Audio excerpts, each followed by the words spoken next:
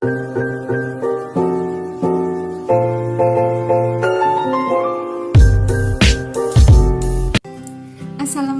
warahmatullahi wabarakatuh.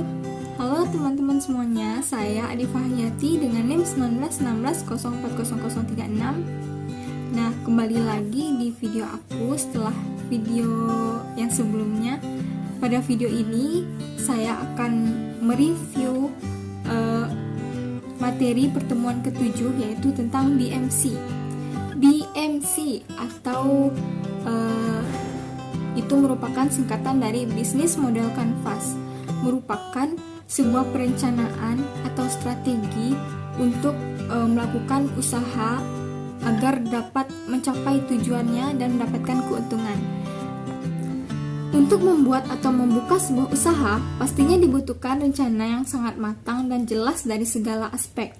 Nah, untuk itu, kamu wajib mengetahui dan mengenal cara membuat bisnis model canvas sebelum membuka usaha. Pembuatan bisnis model canvas ini bisa membantu kamu mengatur dan merencanakan usaha kamu bahkan dari dasarnya.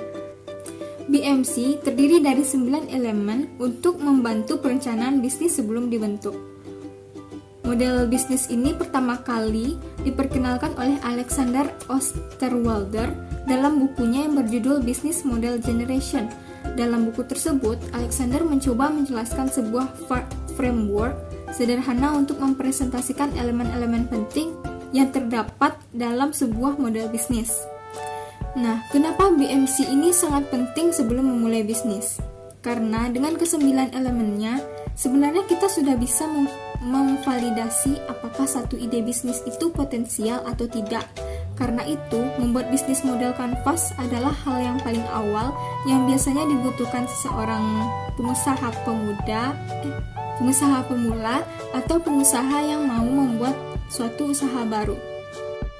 Kira-kira apa saja sih ke-9 elemen yang dari tadi kita bahas? Nah, yang pertama itu ada value proposition. Value proposition merupakan nilai yang diposisikan perusahaan untuk calon customer. Nilai tersebut mencakup produk atau jasa serta bagaimana cara perusahaan ingin dilihat oleh calon customernya. Yang kedua, customer segments. Nah, dalam suatu bisnis, customer kembali menjadi salah satu komponen penting. Dari customer suatu perusahaan akan mendapatkan income. Nah, perusahaan dapat mengisi blok customer segments ini dengan segmentasi customer seperti apa yang perusahaan inginkan. Yang ketiga yaitu channels. Channels ini merupakan sarana atau bagaimana cara perusahaan untuk menyampaikan bisnis untuk menarik perhatian pelanggan. Nah, yang keempat, customer relationship. Dalam lingkup ini, yang dinilai adalah bagaimana menjalin hubungan dengan pelanggan agar customer tidak mudah berpaling ke bisnis lain. Maka sangat penting untuk menjalin hubungan yang baik dengan customer.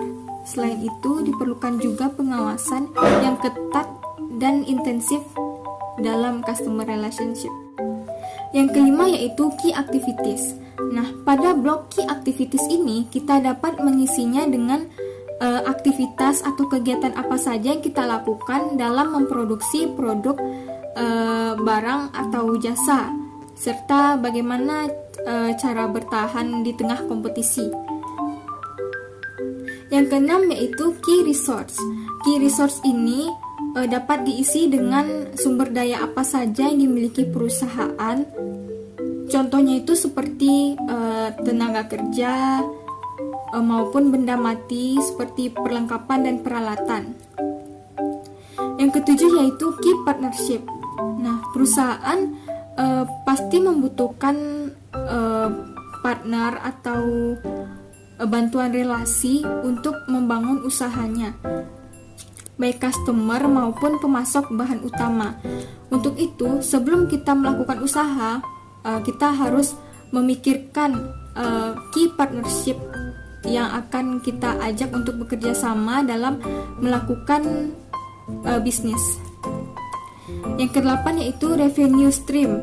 Nah, perusahaan harus memikirkan bagaimana caranya mereka mendapatkan uang masuk dari usaha yang mereka lakukan. Apakah itu dari penjualan atau mungkin dari pelatihan-pelatihan karyawan atau yang lain lah sebagainya. Dan yang ke-9 yaitu cost struktur. Cost struktur ini merupakan biaya-biaya yang kita keluarkan dalam melakukan usaha ini. Misalnya itu seperti sewa gedung, sewa ruko, atau biaya-biaya peralatan, biaya listrik, atau yang lain sebagainya. Baiklah, kira-kira itulah review materi pertemuan ke-7 dari saya. Mohon maaf apabila ada kekurangan dan kesalahan kata. Terima kasih sudah menonton. Wassalamualaikum warahmatullahi wabarakatuh.